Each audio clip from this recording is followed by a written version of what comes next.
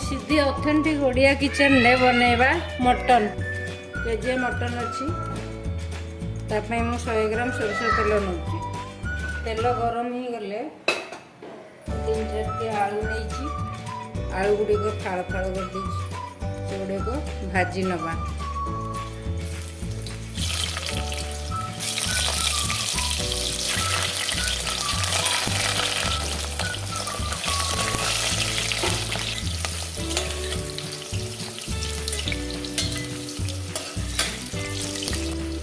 आलू गुड़ी को टिके नाली नाली गले काटदेवा आलू सब नाली नाली हो गला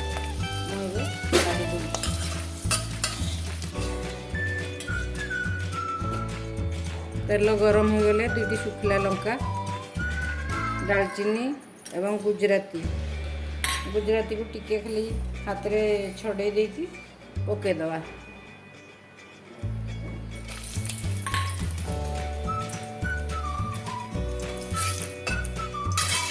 तीनटा पियाज एमती छोट छोट काटी नहीं और गोटे टमाटो मत छोट छोट काटिक रखी पियाज पकईदेगा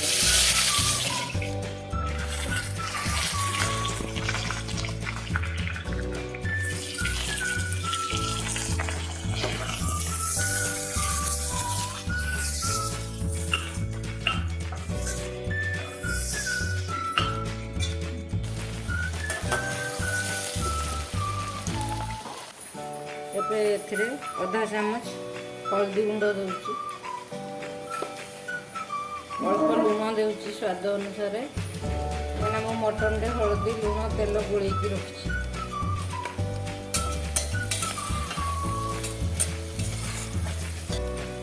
पियाज रे लुण पकईदे जल्दी भाजी हो पियाज कलर भी चेंज हो मुझे गोटे टमाटो कटा होता जो पकईदेली पियाज भल भाजी गला काश्मीरी लाल गोटे चामच देदेली आपड़ जी राग खाइबे से अनुसार राग लंका गुंड देवे मु गोटे चामच राग लंका गुंड दूसरी आउ अधा चामच धनिया गुंड गोटे स्पून दूसरी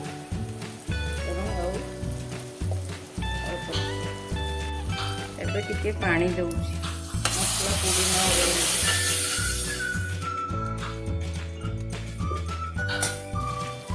एबे एथिरे एई चामच रे 3 बड़ चामच मसला दउची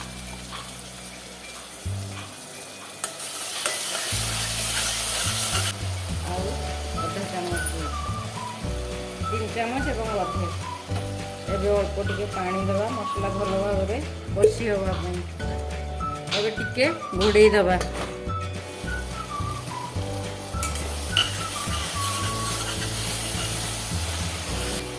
मटन रे लुण हल्दी तेल गोटे चामच मसला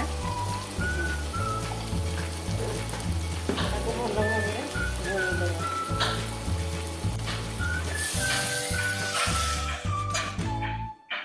देखो भल भाव में गोलेदेली मसला रे पियाज 3टा अदा गोटे इंच रु टिके अधिका रसुण गोटे बटा होता से मसला दिखाई आ बाकी जहाँ रही अल्प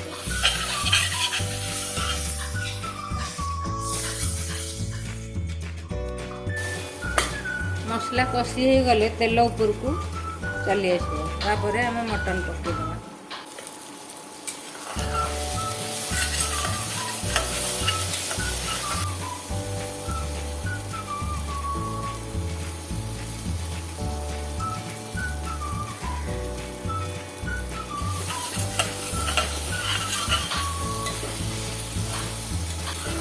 देखो मसला हो आसला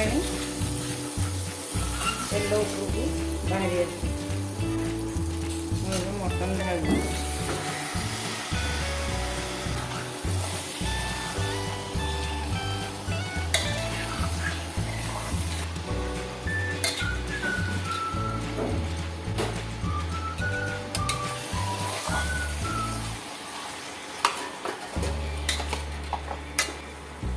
मटन को टिके घोड़े दबा पानी बाहर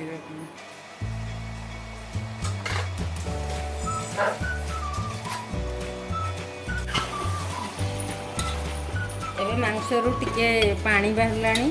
ମୁଁ ପ୍ରେସର ଲଗେଇ ଦେଉଛି, ଗୋଟେ ହୁଇସିଲ୍ ସିଝିଯିବ ମାଂସ।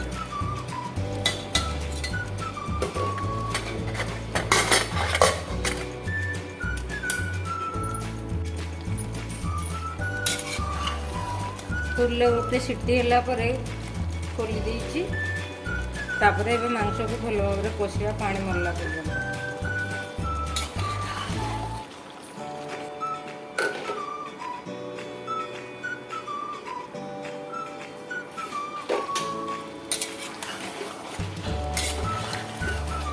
ଗୋଟେ ସିଟି ହେଲା ପରେ ଖୋଲିଦେଲାରୁ ପାଣି ପୁରା ଭଲ ଭାବରେ ବାହାରି ଯାଇଛି। ଏଇ ପାଣି ମରିଗଲେ ମଟନ୍ ପୁରା ଭଲ ଭାବରେ ସିଝିଯିବ। ତାପରେ ଆମେ ଆଳୁ ପକାଇଦେବା।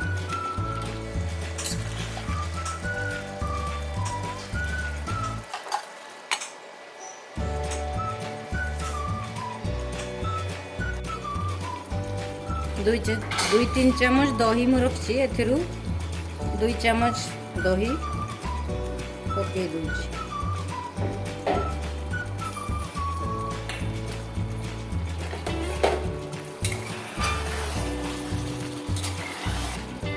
ଏବେ ଟିକେ କଭର କରିଦେଉଛି।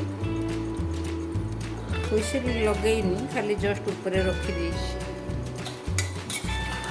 ମସଲା ଏବେ କଷି ତେଲ ଉପରକୁ ବାହାରି ଆସିଲାଣି। ମୁଁ ବର୍ତ୍ତମାନ ଆଳୁ ପକାଇ ଦେଉଛି।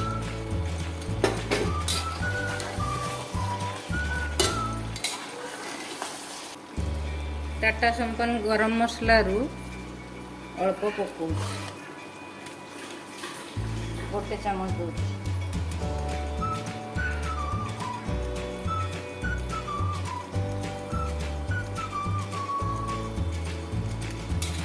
ଆପଣ ଯେତିକି ଝୋଳ ଚାହିଁବେ ସେଇ ଅନୁସାରେ ପାଣି ଦେବେ।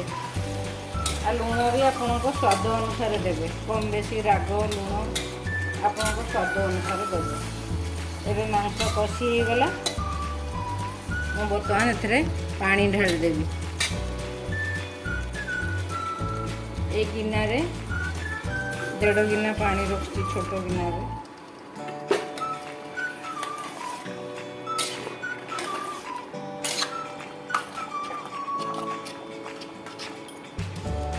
ପାଣି ଦେଲା ପରେ ମୁଁ ଏବେ ପ୍ରେସର ବନ୍ଦ କରିଦେଉଛି।